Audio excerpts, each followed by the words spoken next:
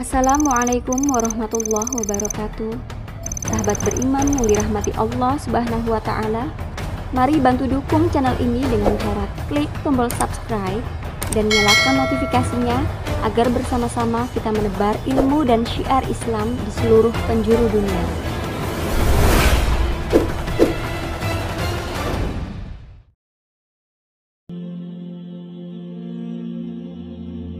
Saya akan sebutkan misal salah satu contoh kisah.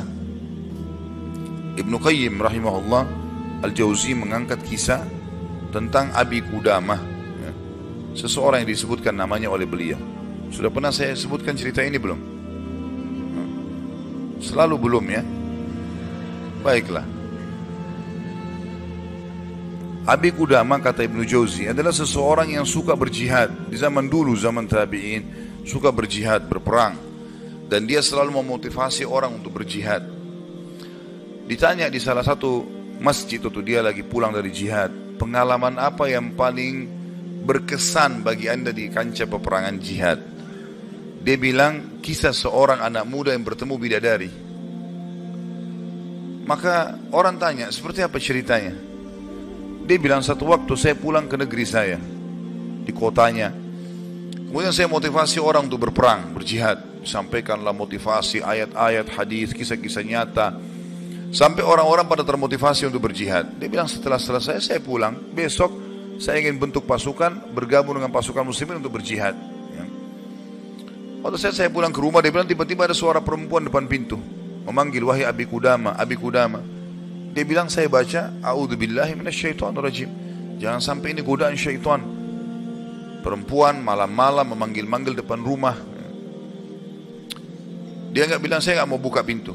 Terdengar lagi suara kedua kali, Abi Qudamah, Abi Qudamah, buka pintu. Suara perempuan. Dia bilang, a'udzubillahi minasyaitonirrajim. Saya enggak mau buka ini, takut jadi fitnah, gitu kan. Terus perempuan itu rupanya nyaut depan pintu. Dia bilang, wahai Abi Qudamah, bukankah anda yang memotivasi kami berjihad? Dan saya terpengaruh dengan itu. Saya ingin menyumbang sesuatu. Bukalah pintunya. Dia bilang, saya dengar orang ini mau nyumbang hubungan dengan jihad, saya buka pintu. Perempuan itu rupanya bercadar. Dia bilang, pada saat saya buka pintu dan di hadapan saya tahu kalau orang ini kalau tidak pakai cadar, luar biasa Allah berikan kelebihan fisiknya. Terlihat wanita ini punya kecantikan, tapi dia tutup auratnya. Lalu saya alihkan pandangan saya dan saya katakan, apa yang akan engkau sumbang, ibu? Dia bilang, sesuatu yang paling indah dari tubuh saya, hai Abi Qudamah, adalah rambut saya. Saya memiliki rambut yang sangat bagus dan panjang. Maka saya sudah memotongnya dan saya sudah membentuknya supaya menjadi tali kekangan kuda. Maka saya minta agar rambut saya ini engkau jadikan tali kekangan kudamu, agar minimal rambutku ikut berperang. Abi Qudamah bilang, saya heran dengan imannya ibu ini. Luar biasa ini. Gak pernah ada orang terfikir seperti itu. Rambutnya panjang, lebat, tebal, dipotong, lalu dibuat sedemikian rupa sehingga bisa menjadi tali kekangan kuda. Gitu. Pakailah ini Abi Qudamah. Abi Qudamah bilang, baiklah, diambil. Pada saat sudah diambil, Abi Qudamah mau tutup itu, dia bilang, sebentar, masih ada satu lagi Abi Qudamah. Dia bilang apa? Suami saya mati syahid. Dan semoga Allah terima. Semoga juga kami disatukan di surga. Dan dia mewariskan seorang anak laki-laki yang mirip seperti dia. Maksudnya keimanannya, fisiknya, segala macam. Saya harap anda tidak menolak anak saya besok ikut berjihad. Kata Abi Qudamah, baiklah. Tutup pintu. Besok pagi habis sholat subuh, habis syuruk, menjelang duha, berkumpullah orang-orang yang mau ikut jihad untuk bergabung dengan pasukan muslimin. Setelah Abi Qudamah bilang, saya motivasi mereka, datanglah seseorang dari belakang saya berteriak, Abi Qudamah, Abi Qudamah. Suara seorang laki-laki. Dia bilang, saya balik ke belakang. Waktu saya balik, saya seperti melihat matahari. Artinya ada seorang laki-laki putih, tinggi, gagah, rambutnya indah, fisiknya kekar di atas kuda. Dia bilang, saya sendiri kagum melihat orang ini. Luar biasa secara fisik, membuat orang sudah kagum. Dia bilang, terus dia bilang, hai Abi Qudamah, saya anaknya ibu semalam yang memberikan rambut kepada anda. Dan saya siap untuk ikut berperang. Dan wasiat ibu saya agar saya jangan pulang, suruh mati syahid. Kata Abi Qudamah, saya kagum melihat lagi anak ini. Sudah kagum melihat ibunya, kagum melihat anaknya. Bagaimana bagaimana keyakinan mereka berdua tentang janji Allah. Dan hidupnya di situ sudah. Lingkup hidupnya itu adalah yang dijanjikan oleh Allah dan Rasulnya. Udah, Allah bilang dapat ini, ya sudah, dia yakinkan iya. Sholat dapat ini, puasa dapat ini, jihad dapat ini. Yakin, tidak ada keraguan. Hidupnya terbentuk di situ, itu yang dijalani sama dia. Dia yakin meninggalkan juga dosa, ini adalah pintu yang baik. Kalau dia buat, dia akan jauh dari Allah. Maka dia berada di lingkup itu, kendaraan itulah. Kata Abi Qudamah, baiklah anak muda, kau masih muda, gitu kan? Saya akan letakkan kamu di bagian belakang pasukan. Anak muda itu diam. Dia bilang, Abi Qudamah bilang, ini saya tentu simpulkan ceritanya ya, karena saya tidak hafal secara lafaz letter tentang kisah, tapi saya datangkan poinnya gitu.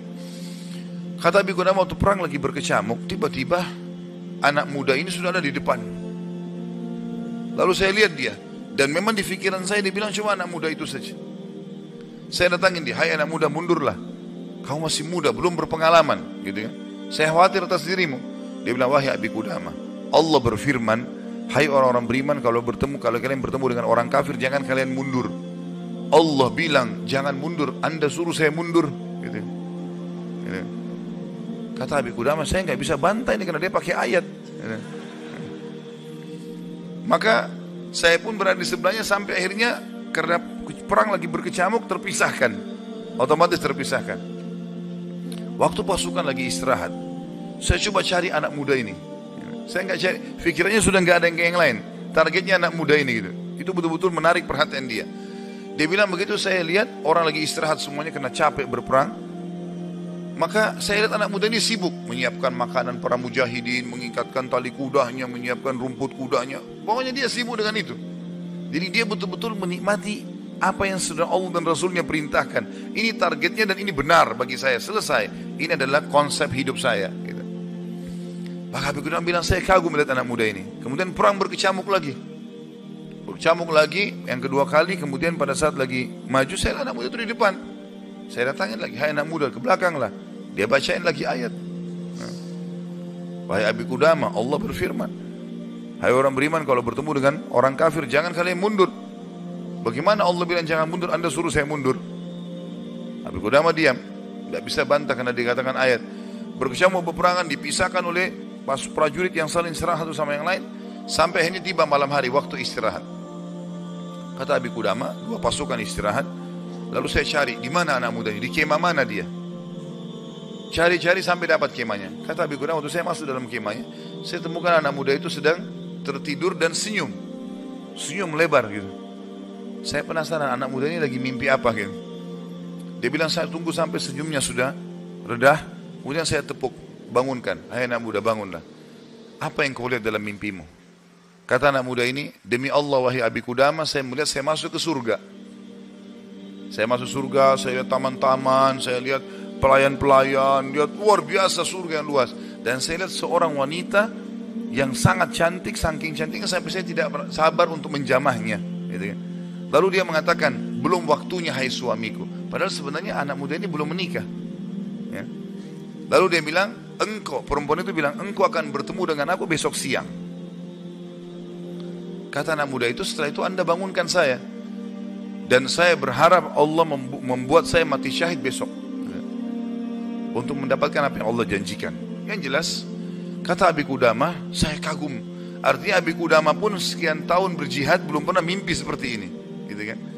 Besok pagi dia bilang berkecamuk lagi peperangan. Saya temukan anak muda itu di depan. Terus dia menyerang musuh. Gitu kan?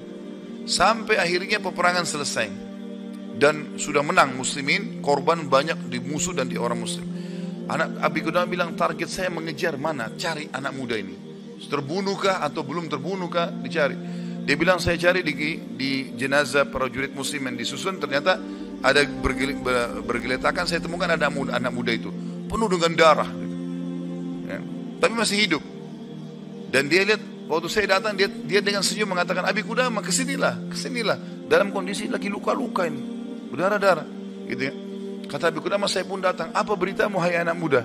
Dia bilang, hai Abi Qudamah, kalau kau pulang nanti ke kampung kita, ke negeri kita, sampaikan ke ibu saya salam dan bilang impian beliau sudah terkabulkan. Artinya saya akan menyusul ayah saya mati syahid.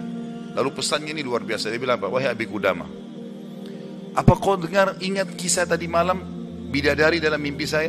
Kata Abi Qudamah, iya. Sekarang ada di sebelah saya, sedang senyum dan menunggu ruh saya keluar, lalu dia akan membawa saya ke surga.